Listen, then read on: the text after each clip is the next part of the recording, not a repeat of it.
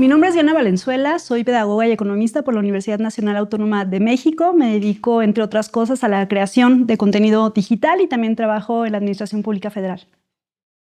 En esta actualidad uno pensaría que hemos superado, ¿no? Que además se han debatido lo suficiente el hecho de que es necesaria la universalidad del voto, algo que siempre ha propuesto la izquierda, ¿no? Entendiendo los derechos humanos como algo completamente universal, pero además derechos que se han ganado con luchas, ¿no? Con protesta, con insurrecciones. Recordemos, por ejemplo, parte de las consignas que se dieron a partir de la Revolución Mexicana, que además del voto, pues era el que no hubiera reelección, ¿no? Algo que plantea incluso la izquierda mexicana en la actualidad.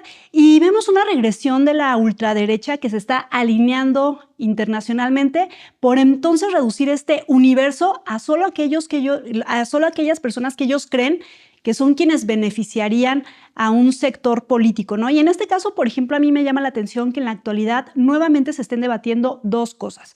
Una, el voto femenino, ¿no? Que sabemos que el voto femenino o el voto de las mujeres, mejor dicho, en México, pues se viene luchando por él desde hace casi un siglo, ¿no? 1953, la primera mujer que se postula a un cargo popular fue en 1954, es decir, la democracia en México es muy reciente, ¿no? Este nacimiento de los derechos de las mujeres pues es muy reciente y estamos viendo que se está debatiendo eso.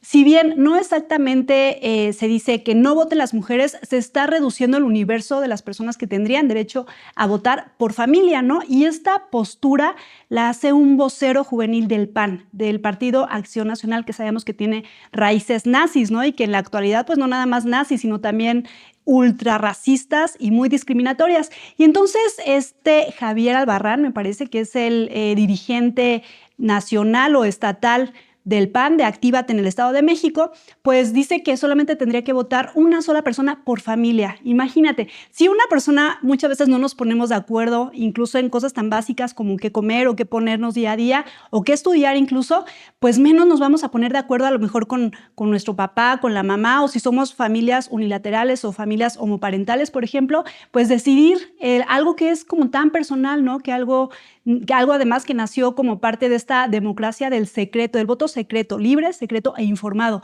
Y ahora pareciera que somos como un conglomerado homogéneo, que todos deberíamos pensar igual, ¿no? Como sí lo hace, por ejemplo, pues en estas estructuras que buscan homologar los pensamientos liberales y neoliberales. Y entonces plantea este joven panista que solamente debería haber un voto por familia. ¿A quién beneficiaría eso? Bueno, pues evidentemente a las alas más ultraconservadoras, ¿no? Porque el voto pues se concentraría finalmente, pues en una sola persona que generalmente sería pues el padre de familia, ¿no? Es decir, estaría nulificando en muchos aspectos pues que las mujeres también tuviéramos la necesidad y el derecho de disentir, ¿no? Sobre los demás miembros de la familia. Y vemos por otro lado, ¿no? A una mujer constitucionalista, o ella se autodefine como constitucionalista, docente de una universidad privada, de la Universidad Panamericana, cuestionando nuevamente la universalidad del voto y diciendo que se tiene que condicionar para aquellos que tuvieron educación pública, ¿no? Educación pública no gratuita, porque ella es de la iniciativa privada, pero la apuesta a que alguien tendría que dar un curso, ¿no? De elecciones, un curso de saber qué hace un diputado, qué hace un senador y entonces votar por ellos. Cuando yo creo que está muy mal informada porque en México, si bien la educación pues también apenas se está llevando a cabo un proceso de reforma en el cual, por ejemplo, la presidenta Claudia Sheinbaum está buscando que más preparatorias queden cerca de la casa, ¿no? Que más secundarias también queden cerca de la casa, pues digamos que es una política educativa reciente, ¿no? Donde se está buscando la universalidad de la educación, pero se le olvida, por ejemplo, a Natalia Torres, esta influencer también de ultraderecha, que muchas personas fueron incluso limitadas en su derecho a la educación por parte del PRI y del PAN, ¿no? Recordemos que para 2018 casi un 30% de la población era analfabeta, ¿no? Es decir, millones de personas no habían tenido acceso a la educación básica. ¿Y eso qué implicaba? Bueno, pues que las mujeres serían las que primero estarían sufriendo o padeciendo, por ejemplo, esas estructuras neoliberales educativas. Y dos, pues que en vez de estar buscando, por ejemplo, saber leer y escribir, pues quizá muchas de ellas también padecían pobreza, ¿no? Pero no nada más eso, sino también a lo mejor pues hablaban una sola lengua materna. Entonces se limitaban muchos derechos de las mujeres durante los periodos neoliberales que finalmente se vienen arrastrando, ¿no? A pesar de que, por ejemplo, organismos internacionales dicen que en la actualidad más de 10 millones de personas salieron de la pobreza, pues seguimos arrastrando una herencia neoliberal en la cual, por ejemplo, ahorita también hay una gran población que sigue sin saber leer y escribir, pero eso no tendría por qué ser una limitante, ¿no? Por el contrario, tendría que ser una gran propuesta para entonces sí democratizar no nada más el voto, sino todas las estructuras políticas a nivel nacional. Y entonces, en vez de estar sugiriendo, ¿no?, que se creen nuevas políticas públicas para las personas que no tienen educación, pues lo que hace es decir, no, que ellas se excluyan. ¿Y qué estamos viendo con esta propuesta? Que se está tomando el derecho universal del voto como si fuera un privilegio, porque sabemos que a la derecha le encanta, por ejemplo, hablar de privilegios, ¿no? Le encanta que solamente un sector sean los privilegiados y que además ese sector pareciera que es quien los beneficia a ellos, pero también se conjuga con una propuesta relativamente progresista que hizo hace unos meses Movimiento Ciudadano, donde decía que las y los adolescentes tendrían también que votar, ¿no?, los que tenían 16 años, promoviendo el voto hacia otro sector. Entonces vemos una oposición, hablando ya en términos políticos partidistas, estamos hablando de una oposición que no se pone de acuerdo, ¿no?, que no define cuál es el sector que quiere apoyar, pero que tampoco crea políticas públicas que vayan más allá de esta limitante y de esta ceguera que evidentemente les carcome el cerebro por entonces hacer efectivos los derechos. Y a mí me sorprende porque dentro de la Constitución, ¿no?, los primeros artículos, el artículo 1, el 3 y el 4, pues hablan del derecho a la igualdad, ¿no?, donde todas y todos los mexicanos, por el simple hecho de compartir un territorio, pues tenemos los mismos derechos ante la ley. Y entonces que una mujer joven con ideas ultraconservadoras esté diciendo que debe haber quienes sí tienen derecho al voto y quienes no, pues habla en primera de un desconocimiento absoluto de la Constitución. Yo no sé si, por ejemplo, para dar clases en la Universidad Panamericana, pues al menos, por ejemplo, tendrían que tener un examen de oposición, ¿no?, como los hay en la UNAM, para poder dar ese tipo de materias, porque no puedes estar exponiendo frente a un universo amplísimo de personas, pues que el derecho al voto tendría que ser condicionado y además tendría que privilegiarse. Y en segunda, pues el derecho a la educación, ¿no? Hay educación formal y educación no formal. Y entonces también estas limitantes con respecto a lo que se supone es la educación en México también quedan sesgados, ¿no? Porque si bien habla ella como de diplomas o de cursos, pues también hay gente que se forman en las calles, ¿no? Recordemos, por ejemplo, muchas de las mujeres que actualmente aspiran a algún cargo popular, pues son la primera generación dentro de su familia que obtuvieron, por ejemplo, el acceso a la educación superior, ¿no? Y entonces muchas madres, muchas abuelas, pues se formaron en la calle, ¿no? Y obtuvieron, por ejemplo, muchos derechos luchando en las grandes avenidas, tomando Reforma. Y entonces esa educación informal pareciera que no importa, ¿no? Pareciera que todo eso queda otra vez delegado porque lo que les interesa, pues, son las diplomas, son el costo de la educación, es pagar por la educación y es crear todavía una burocracia más robusta, ¿no? Porque habla ella de que el INE tendría prácticamente que desplegarse para dar cursos y talleres, cuando en realidad, bueno, pues sabemos que ya la información incluso está en redes sociales. Entonces, me parece a mí una visión muy sesgada, una visión que ignora todos los elementos, incluso educativos y políticos en el país, pero sobre todo me parece muy peligroso porque está llegando además a permear a muchas juventudes, ¿no? Que a algunos les puede parecer un meme, pero quizá a otros lo puedan tomar en serio. Y entonces ahí es donde tendríamos que discernir, ¿no?, entre las diferentes propuestas que hay dentro de los partidos. Aquellos que sí están teniendo una apertura para que también las y los jóvenes tengan una participación educativa más activa, y aquellos que no, que están limitando, ¿no?, incluso la propia participación dentro de los procesos electorales. Entonces, es ahí cuando nos cuestionamos, bueno, la derecha, ¿qué está haciendo? Está ejerciendo autoridad y además está siendo dictatorial, ¿no? Y incluso yo me atrevería a decir, pues, fascista, al momento en el que decide quiénes sí tendrían derechos y quiénes no tendrían derechos. Bueno, esas propuestas en primera me parece que son de una carencia intelectual impresionante, porque recuerdo en algún momento Tatiana Cloutier le había llamado alfabeto disfuncional.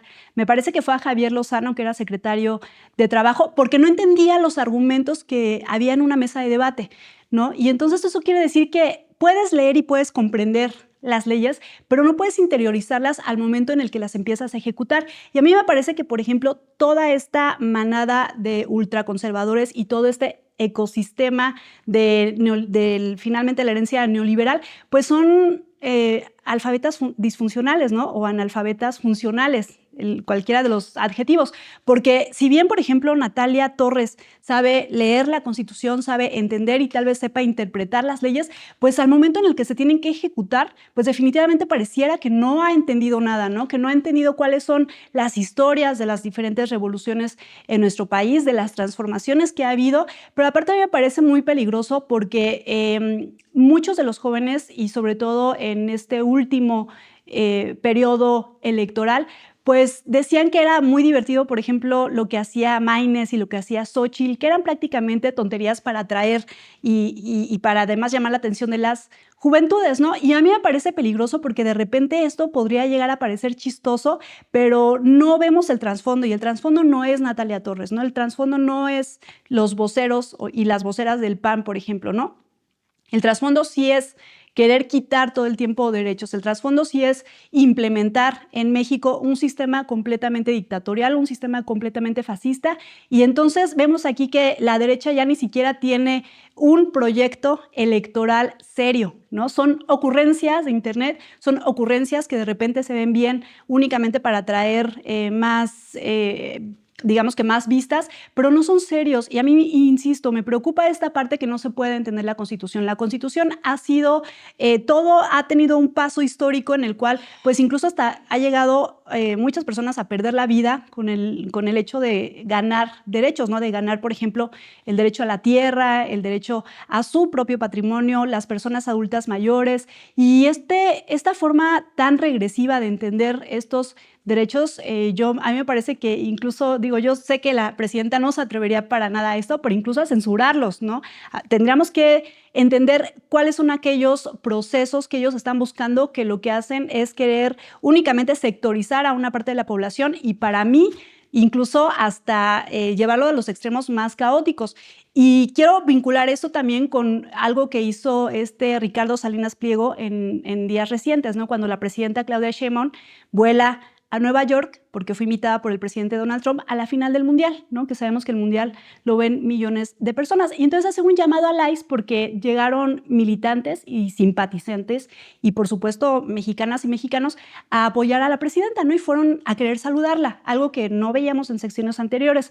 Y entonces él publica un llamado al ICE, ¿no? Que el ICE es este servicio alterno, ¿no? de Estados Unidos, que lo que hace es intentar buscar, aparentemente, personas que estén ligadas o al crimen organizado o que tengan vínculos con algún grupo delictivo de drogas o que simplemente, bueno, pues sean migrantes y que no tengan papeles en regla, ¿no? Entonces, Ricardo Salinas hace un llamado al ICE, pero a mí me parece grave porque además lo que ha hecho el ICE pues ha sido matar a más de 62 personas latinoamericanas. Entonces, creo que estamos viendo, insisto, esta derecha mexicana alineándose, por un lado, Ricardo Salinas Pliego, llamando al ICE prácticamente a asesinar a mexicanas que no tienen ningún tipo de cargo y no tienen orden judicial de ser arrestadas. Vemos por el otro lado a Natalia Torres diciendo que las personas que no saben leer y escribir y no tienen formación no deberían votar. Y por el otro lado a un vocero del PAN diciendo que solamente hay un voto por familia, ¿no? Entonces, ¿a qué nos encamina? A que hay un odio desmedido, incluso a mí me parece que hasta genocida, por aquellas personas que tienen un pensamiento ideológico diferente al ultraconservador, ¿no? Y eso es lo que hacen los gobiernos fascistas, ¿no? Lo vemos en América Latina, lo vimos, por ejemplo, en Guatemala, lo vimos en algunos espacios en Perú, lo vimos, bueno, el tema trágico de que está pasando en Gaza, ¿no? En Palestina, en Irán. ¿Y por qué no? Pues lo estamos viendo aquí en México, ¿no? Odiando a un sector de la población que es pobre, que además no ha tenido acceso a la educación y que probablemente sean migrantes sin papeles en Estados Unidos. Entonces, están criminalizando a un sector de la población que lo que hace pues es todo el día trabajar, ¿no? Y salir adelante. Yo recuerdo, por ejemplo, pues mi papá no estudió ni la secundaria, ¿no? Pero siempre me enseñó a no votar por el PRI, y ahora que no votamos por el PRI y que el PRI es una minoría, lo que estamos viendo pues es que está habiendo un desarrollo y un bienestar continuo en nuestro país. Entonces, pues eso es lo que les duele a ellos, ¿no? Y ese es a los tiempos a los que quisieran regresar, donde había una estructura política que solamente podía privilegiar algunos derechos, ¿no? Entre ellos el derecho al voto. Y a mí me parece terrible. Hola, mi nombre es Diana Valenzuela, soy creadora de contenido, soy economista y pedagoga y les invito a que no se pierdan la 4TV.